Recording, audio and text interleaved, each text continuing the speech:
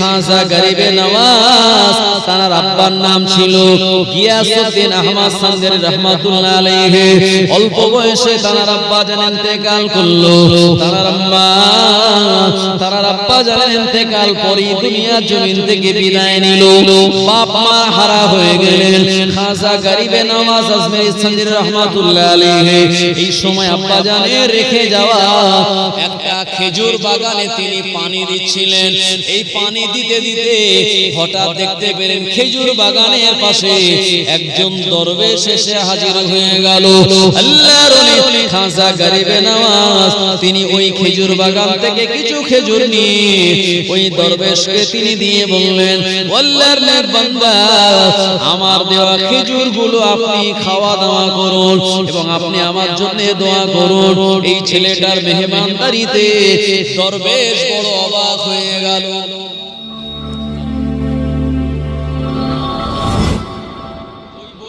ঈশ্বরচন্দ্র বিদ্যাসাগরের life history লেখা রয়েছে, ওই বইয়ের মধ্যে গুরু নানকের লাইফ হিস্ট্রি লেখা রয়েছে, ওই বইয়ের ভিতরে আমাদের নবীরও লাইফ হিস্ট্রি লেখা রয়েছে। কিন্তু বইটাকে যখন প্রকাশ করবে এ সময় মনে মনে চিন্তা করছে, আমার বইয়ের প্রথমে এমন একজনের প্রথম লাইফ হিস্ট্রি দিয়ে আমার বই শুরু হবে, যার হাতে বইটা পড়বে এই বইটা পড়ার পরে সে যেন আকৃষ্ট হয়ে আমার বইটার প্রতি তাদের আকৃষ্ট বেড়ে যায় এবং আমার বইটা যেন ফেমাস হয়ে যায়। মনে মনে চিন্তা করলো কার নাম প্রথম দেব। এ সময় অন্য কারোর নাম দেয়নি, ঈশ্বরচন্দ্র বিদ্যাসাগরের নয়, স্বামী বিবেকানন্দের নয়, গুরু নানকের নয়, রামকৃষ্ণ পরমহংসদেবের নয়। এই বইয়ের প্রথমে লেখা আছে আমার আপনার নবী সরকারে দো আলম সাইয়্যিদুল কাওনাইন সুলতানে দারাইন নূরে মুজাসসাম আফতাবে নবুয়ত খাতামান নবিয়্যিন ইমামুল মুরসালিন। আমাদের নবীর লাইফ হিস্ট্রি দিয়ে প্রথমে বইটাকে শুরু করেছে। জোরে বলুন সুবহানাল্লাহ। এরপরে বইটা বাজারে যখন বেরিয়ে গেল, এই বই আজও পর্যন্ত চলছে। আপনি যদি কলেজ স্ট্রিটে চলে যান বই মার্কেটে, ওখানে বইয়ের নাম করলে সঙ্গে সঙ্গে আপনাকে বইটা বার করে দেবে। জওয়ানেরা যুবকেরা ও উম্মত মাদানীরা, আল্লাহ নবী সাল্লাল্লাহু আলাইহি ওয়াসাল্লামের লাইফ হিস্ট্রি তার ভিতরে লেখা রয়েছে। ওই জায়গায় আমার নবী কেমন হক বিচার করেছিলেন, ন্যায় বিচার করেছিলেন। আল্লাহ নবী সাল্লাল্লাহু আলাইহি ওয়াসাল্লামের একজন সাহাবী ছিলেন, যে সাহাবীটা ঈমানের কালমা পড়ে মুসলমান হয়েছেন বটে, কিন্তু না না না, একজন ইহুদির গোলাম তিনি ছিলেন, স্বাধীন তিনি হন নাই।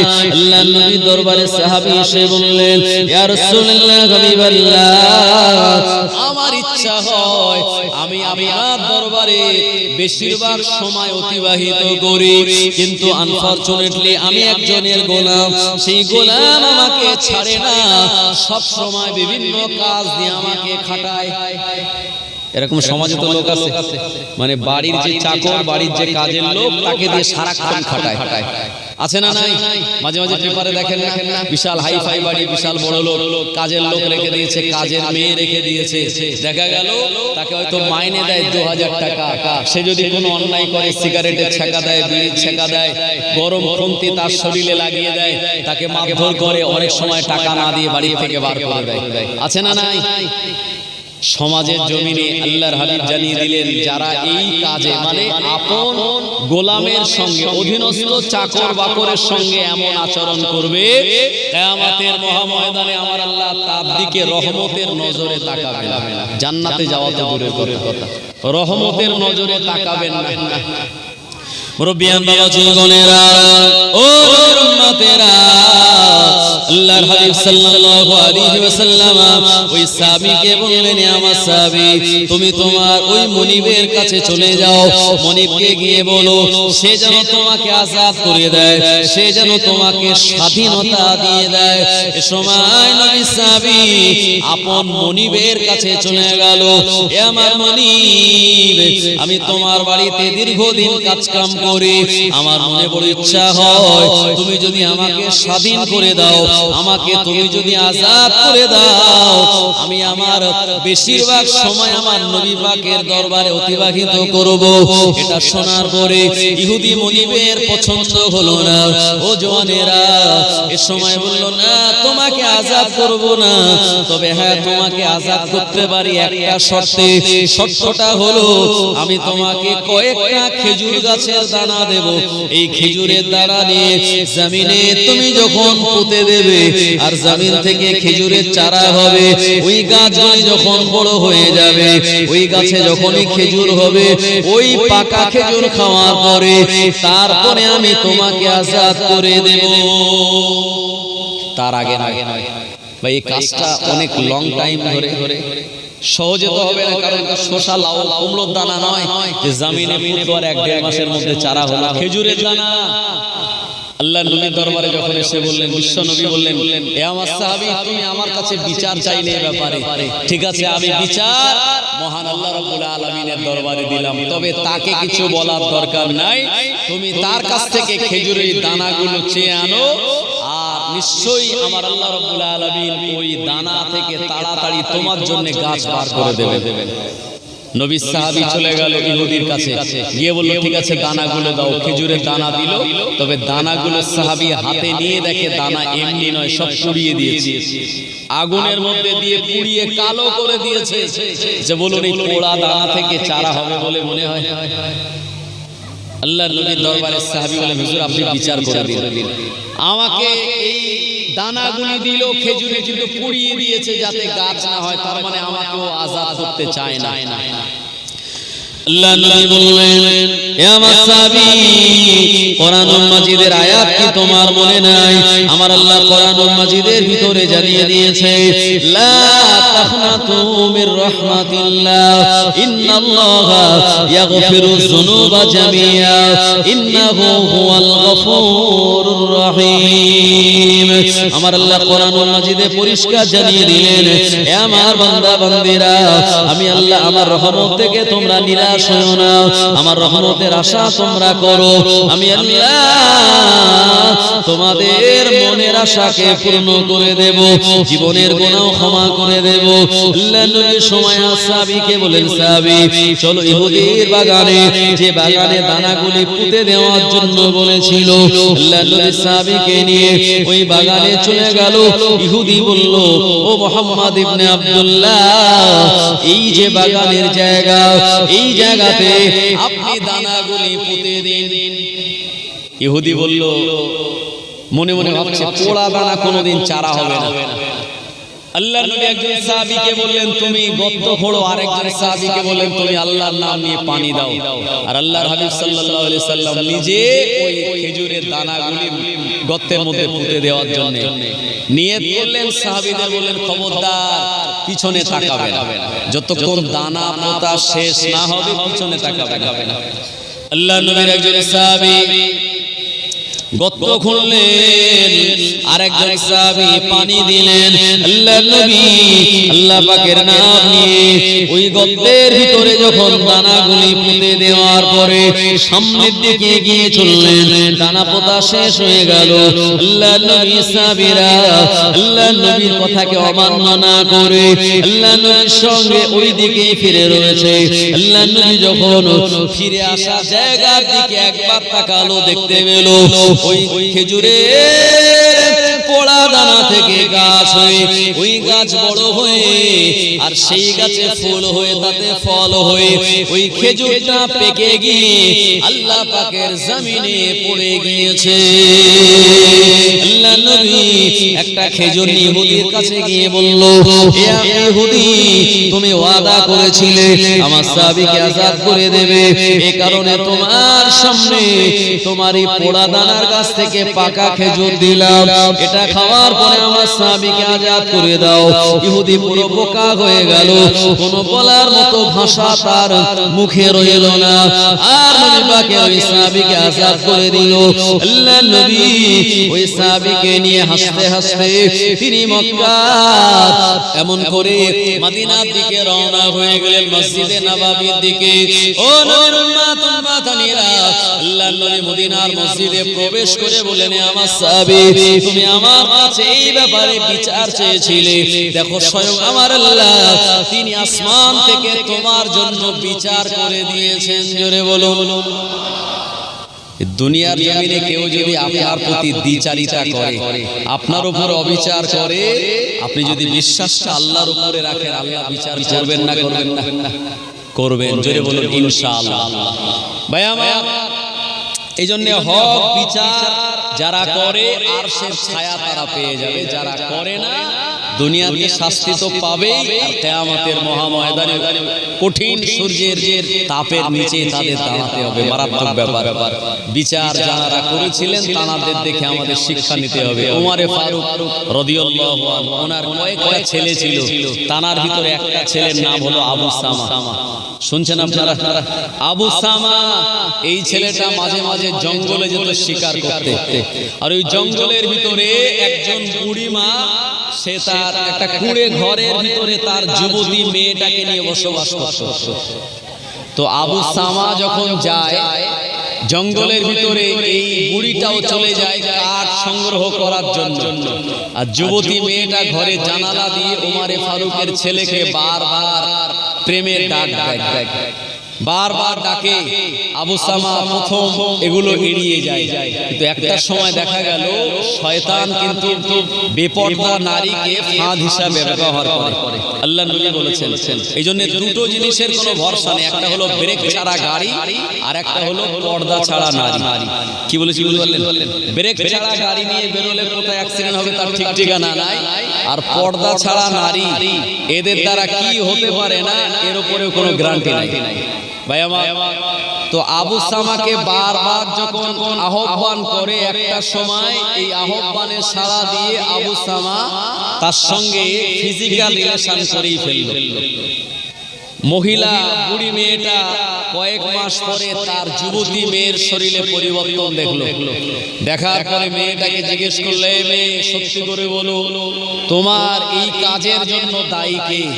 মেয়েটা বলল, আমার এই কাজের জন্য দায়ী হলো এই জামানার খলিফা আমিরুল মুমিনিন ওমরে ফারুকের ছেলে আবু সামা।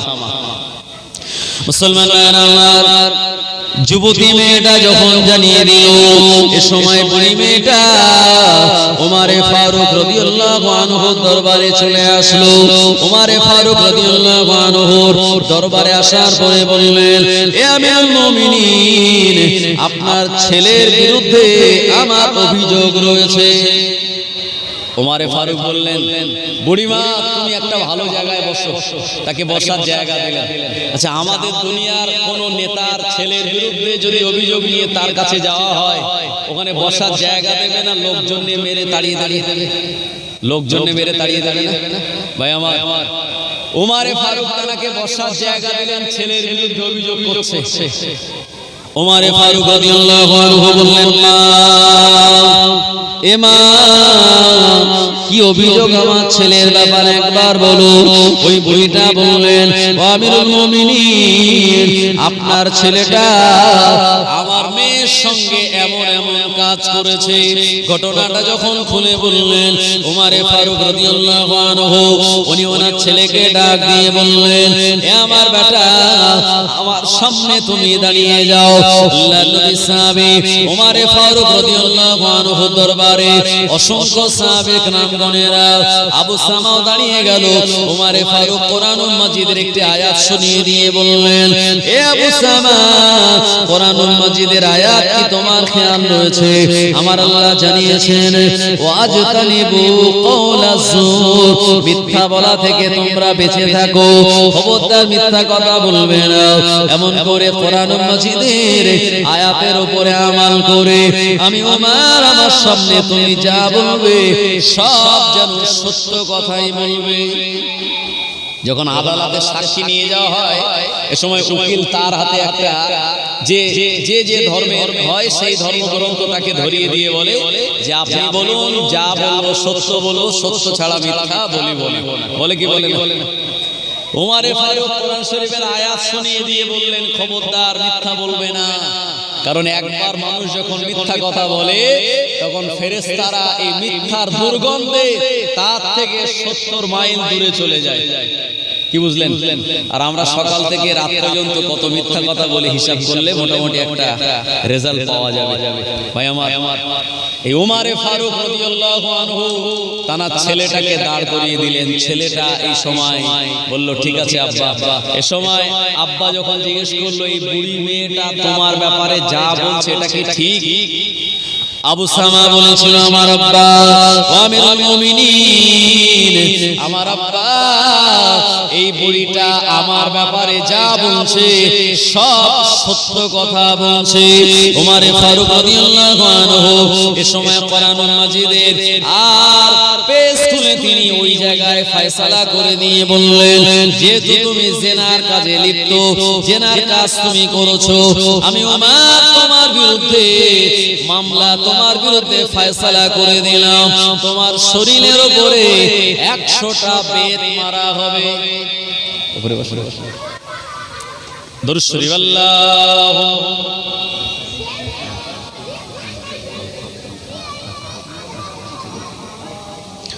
ওয়া আলা আলি সাইয়্যিদিনা। ভাই বাবাজি, যে কথা আমি আপনাদের বলছিলাম, ওমর ফারুক রাদিয়াল্লাহু আনহু বললেন আর ছেলে স্বীকার করে নিল, আর উনি ফয়সালা করে বলেন 100 খানা বেত তোমার জন্য বরাদ্দ। জাল্লাদকে ডাকলেন, ডেকে বলছেন, খবরদার আমার ছেলে বলে মায়া করে দয়া করে যেন মেরো না। আম পাবলিককে যেভাবে মারো ওইভাবে অতটা জোরে আমার ছেলের উপরে মারো। ওমর ফারুক রাদিয়াল্লাহু আনহু এই সময় হুকুম দিয়ে দিলেন, এত বড় তিনি রাষ্ট্রপতি, গোটা আরব সাম্রাজ্যের খলিফা তিনি, তার কথা অমান্য করে এমন আর কেউ নাই। ওমর ফারুক রাদিয়াল্লাহু আনহু যখন হুকুম দিয়ে দিলেন, এ সময় জাল্লাদ তার ছেলের উপরে চাবুক মারা শুরু করে দিল। ও নবীর উম্মত উম্মতানিরা, 10টা 20টা 30 40 50 60 70 80টা চাবুক যখন মারা হয়ে গেল, ওমর ফারুক রাদিয়াল্লাহু আনহু ছেলে এই চাবুকের আঘাত সহ্য করতে না পেরে ওই দরবারে তিনি লুটিয়ে পড়লেন। আর চাবুকের আঘাত সহ্য করতে না পেরে একটা সময় ওমর ফারুকের ছেলে ওই জায়গায় তিনি শহীদ হয়ে গেলেন। ইন্না লিল্লাহি ওয়া ইন্না ইলাইহি রাজিউন। ওমর ফারুকের ছেলে মারা যাওয়ার পরে ওমর তিনি নিজে হাতে এই ছেলেটাকে গোসল দিলেন, নিজে হাতে কাফন পরালেন, নিজে হাতে জানাজা নামাজ পড়িয়ে মিনহা খালাকনাকুম ওয়া ফিহা নুঈদুকুম ওয়া মিনহা নুখরিজুকুম তারাতান উখরা বলে 3 মুঠো মাটি দিয়ে দিলেন। আর রাতের বেলা বাড়িতে এসে ওমর ফারুক রাদিয়াল্লাহু আনহু এবারে জাল্লাদকে বললেন, জাল্লাদ এখন আমার শরীরে, আমার ছেলের শরীরে কটা চাবুক মারতে বাকি রয়েছে? জাল্লাদ বলল, আমিরুল মুমিনিন 80টা চাবুক মেরেছে, এখনো 20টা চাবুক মারতে বাকি রয়েছে। নবী সাহাবী আমার বললেন, এ জাল্লাদ, আমার মারা ছেলের কবরের উপরে বাকি 20টা চাবুক তুমি মেরে দাও। জাল্লাদ বলল, না না না, এটা আমার দ্বারা সম্ভব নয়, আমিরুল মুমিনিন আপনি এই ব্যাপারে আমাকে maaf করুন। আল্লাহর নবী সাহাবী যদি ওমর ফারুক রাদিয়াল্লাহু আনহু জাল্লাদের কাছ থেকে চাবুক নিয়ে মরা ছেলের কবরের মাটির উপরে বাকি 20টা চাবুক তিনি মেরে দিয়েছিলেন। চিন্তা করতে পারছেন? 20টা চাবুক মেরে দেওয়ার পরে রাতের বেলা তিনি একটা ঘরের কোনায় বসে ঝরঝর করে কাঁদছেন। ওনার স্ত্রী এসে বলছে, আর আপনি কেমন মানুষ? আপনি তো রাষ্ট্রপতি, আপনি তো প্রধান বিচারপতি, আপনি তো কাজী, আর আপনি তো মদিনার মসজিদের ইমাম, আপনি চাইলে আপনার ছেলের জন্য শাস্তিটা হালকা করে দিয়ে ছেলেটাকে তো বাঁচিয়ে দিতে পারতেন, আর আপনি নিজে রায় দিয়ে ছেলেটাকে মেরে দিয়ে নিজে কাঁদছেন। ওমর ফারুক বললেন, এ আমার স্ত্রী, আমার ব্যাপারে তুমি কথা বলো না, কারণ আমি আমার ছেলেকে মহব্বত করি, এটা সত্য, কিন্তু আমার ছেলের মহব্বতের থেকেও আমি আমার আল্লাহর কোরআন এবং বিশ্ব নবীর মুখনিসৃত বাণীগুলিকে আরো বেশি মহব্বত করি।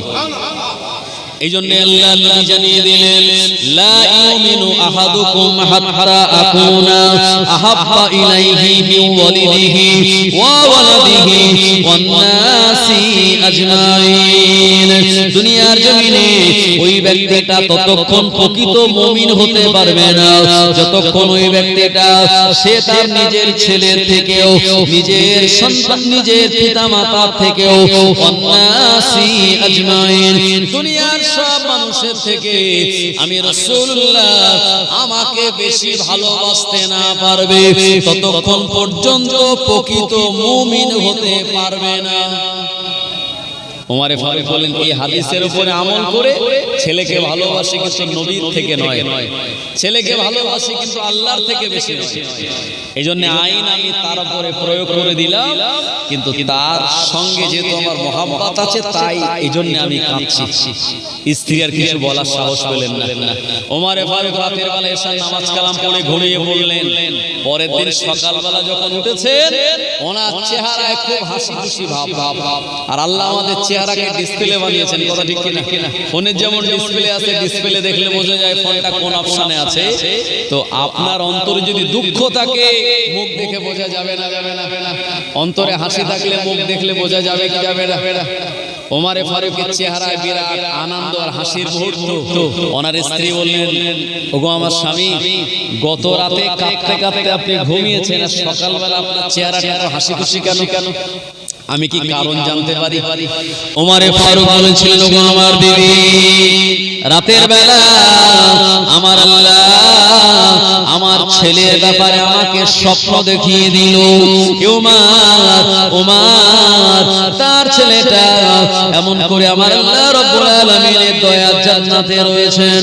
ওমরে ফারুক রাতের বেলা স্বপ্ন দেখলো তার ছেলে আবু সামা আল্লাহ পাকের দয়ার জান্নাতের ভিতরে অবস্থান করছেন। তার সঙ্গে দেখা হয়ে গেল। ছেলে বলল, আব্বা অন্যায় করেছিলাম বলে পিতা হিসাবে অন্যায়কে আপনি চাপা দেননি, অন্যায়কে আপনি এমন করে প্রশ্রয় দেননি, অন্যায়ের বিরুদ্ধে আপনি কোরআন মাজিদের সঠিক আইন আপনি প্রয়োগ করেছিলেন। এজন্য আমাকে অন্যায়ের কারণে 100 খানা যে চাবুক মারা হলো, এই চাবুকগুলি আমার অন্যায়ের জন্য এমন করে প্রায়শ্চিত্ত হয়ে গেল, অন্যায়ের কাফারা হয়ে গেল। আমার আল্লাহ আমাকে আপনি সৎ হক ন্যায় বিচার করেছেন বলে আল্লাহ আমাকে দয়ার জান্নাতের বাসিন্দা বানিয়ে দিয়েছে। ওমরে ফারুক স্ত্রীকে বলছে, ছেলেকে প্রশ্রয় দিয়ে যদি অন্যায়টাকে আমি চাপা দিয়ে দিতাম, আমিও আল্লাহর দরবারে গ্রেফতার হতাম, ছেলেটাও জাহান্নামে যেত। ছেলেটা হয়তো মারা গেল কিন্তু এখন তার অবস্থান জান্নাতের ভিতরে। এই জন্য আমি ওমর হাসছি। সুবহানাল্লাহ। ভাই আমার, এইরকম বিচার করা মানুষ দুনিয়ার জমিনে আর খুঁজে পাওয়া যাবে বলে মনে হয়?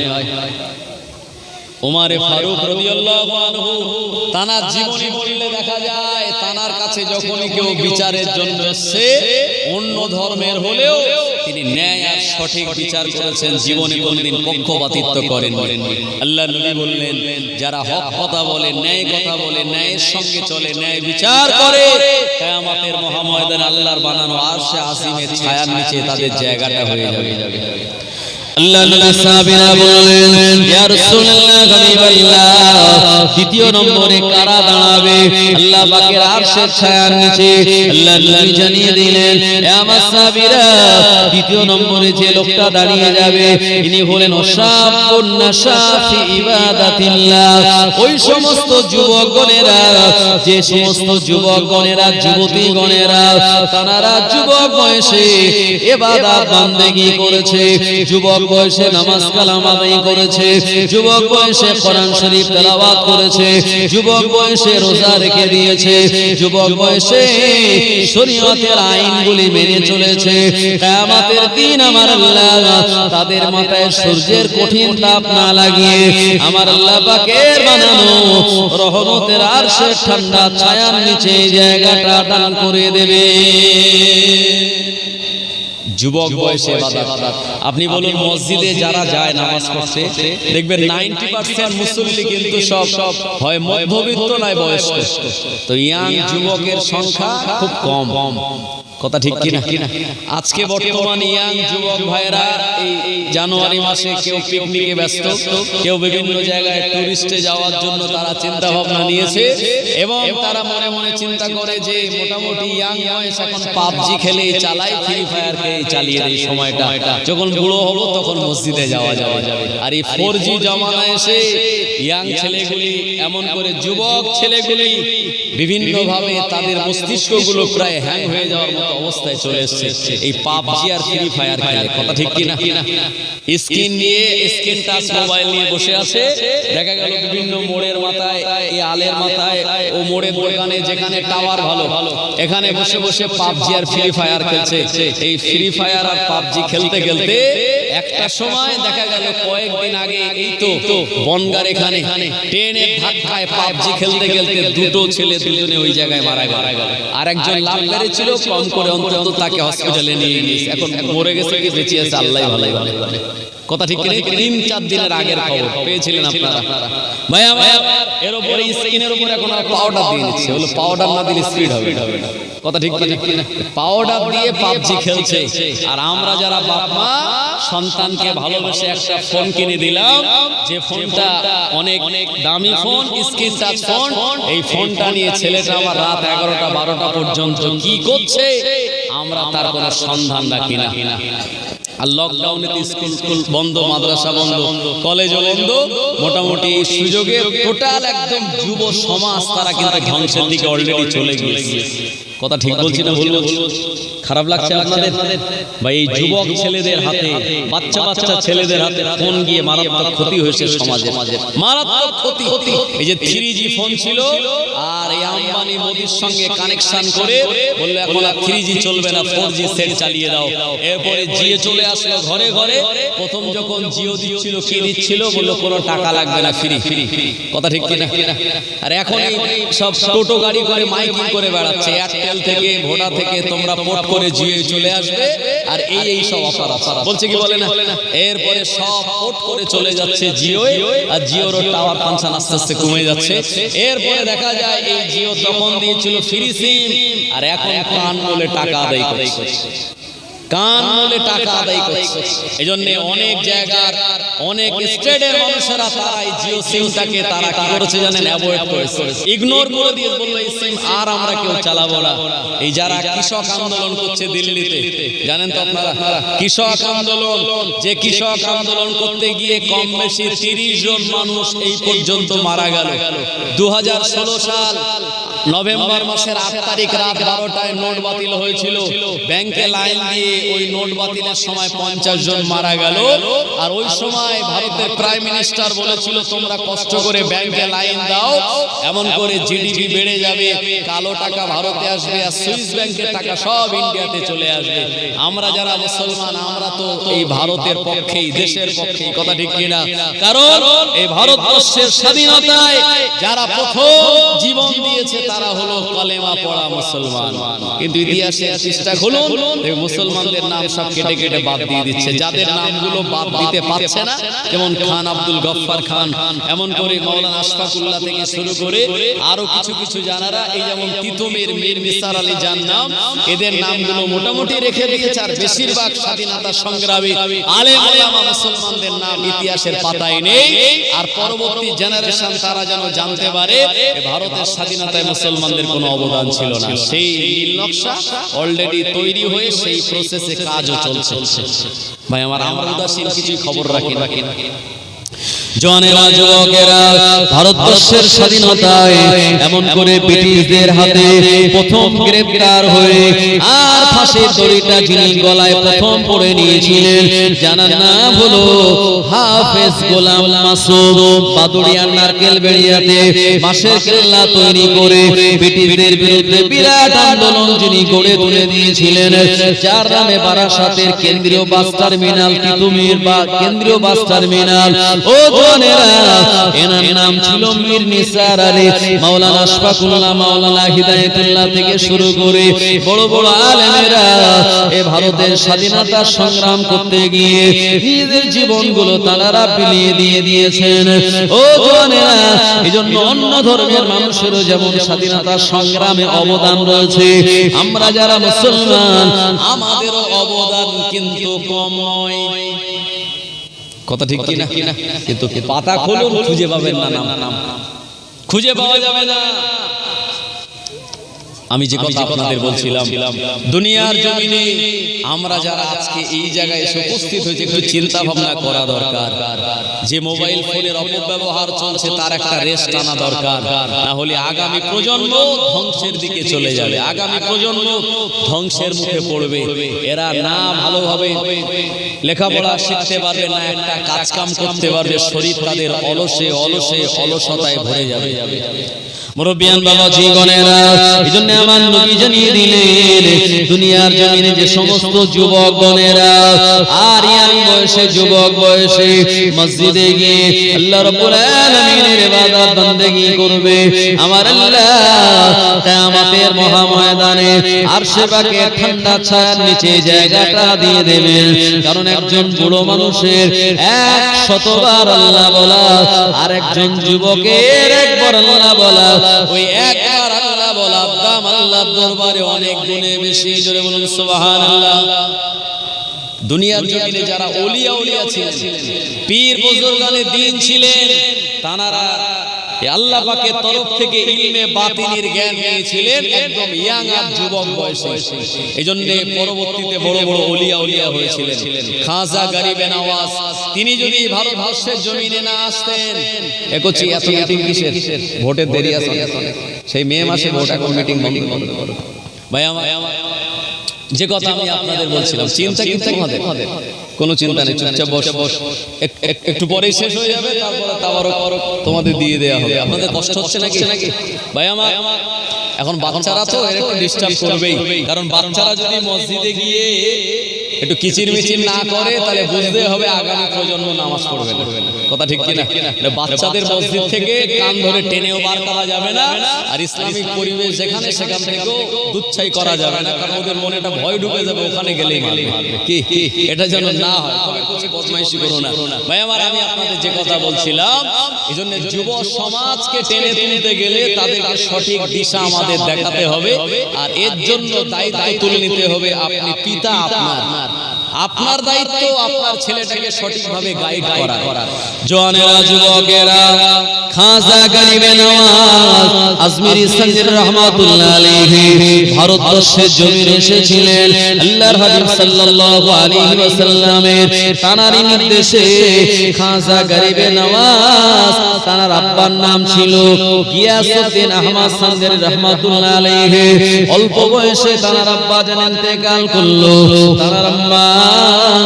তার আব্বা জান ইন্তেকাল পরে দুনিয়ার জমিন থেকে বিদায় নিল। বাপ মা হারা হয়ে গেলেন। খাজা গরিবে নওয়াজ আজমিরি সঞ্জির রহমাতুল্লাহ আলাইহি এই সময় আব্বা জানের রেখে যাওয়া একটা খেজুর বাগানে তিনি পানি দিচ্ছিলেন। এই পানি দিতে দিতে হঠাৎ দেখতে পেলেন খেজুর বাগানের পাশে একজন দরবেশ এসে হাজির হয়ে গেল। আল্লাহর ওলি খাজা গরিবে নওয়াজ তিনি ওই খেজুর বাগান থেকে কিছু খেজুর নিয়ে ওই দরবেশকে তিনি দিয়ে বললেন, আল্লাহর নেক বান্দা, আমার দেওয়া খেজুরগুলো আপনি খাওয়া দাওয়া করুন এবং আপনি আমার জন্য দোয়া করুন। এই ছেলেটার মেহমানদারিতে দরবেশ বড় অবাক হয়ে গেল। কারণ ফকির যখন আমাদের বাড়ি দরওয়াজায় আসে কতবার বলে, মা একটু ভিক্ষা পাই, বাপ একটু ভিক্ষা পাই, লা ইলাহা ইল্লাল্লাহ কালমা পড়তে পড়তে কি অনেক ফকিরের মুখ দিয়ে থুতু বেরিয়ে যায়। তারপরে বাড়িওয়ালা লেট করে এসে বলে, কেন চুপচাপ দাঁড়িয়ে থাকা যায় না? দেখছো না কাজে ছিলাম, এরপরে এসে দুটো টাকা দিল এবং সেই সঙ্গে সঙ্গে বকাও দিল। আছে না নাই? আপনি যদি ফকিরকে বকেন, আমার আল্লাহ কি বলেছেন জানেন? আপনার বিরুদ্ধে বলেছে। আমার আল্লাহ জানিয়ে দিল, যারা ফকিরদের ধমক দেয়, এতিম মিসকিনদের সঙ্গে খারাপ ব্যবহার করে, আমার আল্লাহ জানিয়ে দিলেন, ওয়া আম্মাসাইলা ফালা তানহার, খবরদার কোনদিন ফকির আর মিসকিনদেরকে তোমরা ধমক দেবে না, তাদের সঙ্গে খারাপ ব্যবহার করবে না। কারণ ফকিরকে ধমক দেওয়ার পরে ওই মানুষটা যদি আপনার বাড়ির দরজা দিয়ে মনটা খারাপ করে বেরিয়ে চলে যায়, আপনার বাড়িতে বিপদ আপদ আসতে বেশি লেট হবে না। আমার আল্লাহ কোরআন পরিষ্কার জানিয়ে দিয়েছে। ভাই আমার, এইজন্য ফকির যদি বাড়ির দরওয়াজায় আসে, আপনার কাছে যদি কিছু থাকে তো দেবেন, আর না থাকে তো মিষ্টি কথায় বিদায় করবেন। তো বর্তমান যে ডিজিটাল জমানায় ডিজিটাল ফকির বেরিয়েছে, এটা দেখার পরে আমাদের অনেকের একটু মেজাজ গরম হয়। কথা ঠিক কিনা? দেখা যায় একেবারে মাইক্রোফোন নিয়ে, বক্স নিয়ে বাড়ি বাড়ি ঘুরে বেড়ায়, আর সেখানে এত জোরে সাউন্ড হয় মোটামুটি দুপুরবেলা বাচ্চা কাচ্চার ঘুম ভেঙে যায় এবং আমাদেরও ডিস্টার্ব হয়। কিছু কিছু ফকির আছে, দেখা গেল ভিক্ষা করা এটা তার পেশা হয়ে দাঁড়িয়েছে। এটা অভাব না, এটা তার স্বভাব। আছে না নাই? তবে দুনিয়ার জমিনে যারা আল্লাহ ছাড়া কারোর কাছে হাত পাতবে, স্বভাবের কারণে আল্লাহ তার রুজিটা আরো বেশি কমিয়ে দেবে। কারণ কোরআন আমাদের জন্য জানিয়ে দিল, ইয়্যাকা না'বুদু ওয়া ইয়্যাকা নাস্তাঈন। আমরা যখন